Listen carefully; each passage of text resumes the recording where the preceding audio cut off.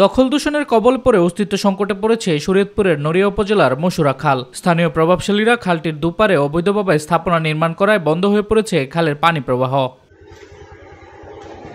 এছাড়া খালের উপর বাসাবাড়ি, বাজারের ময়লা আবর্জনা ফেলায় এখন ব্যবহারের অনুপযোগী হয়ে পড়েছে পানি। হুমকির মুখে জীববৈচিত্র্য, বিপন্ন হচ্ছে পরিবেশ।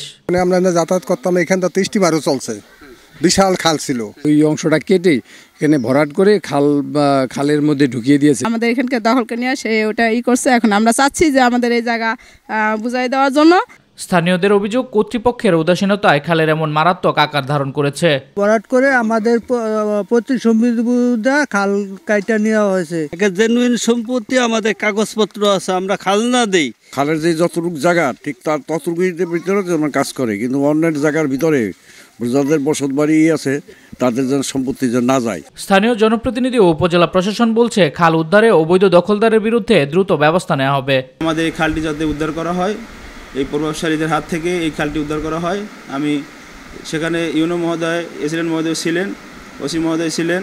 আমি সেখানেও আইনশৃঙ্খলা মিটিং আমি বক্তব্য দিতে বলেছি। আমরা পুনরুদ্ধার করার সর্বোচ্চ চেষ্টা করব। তার পূর্ণরূপ, আগের যে রূপ আছে সেটিকে আমরা সেই জায়গায় ফিরিয়ে কিভাবে নেওয়া যায় সর্বোচ্চ চেষ্টা করব।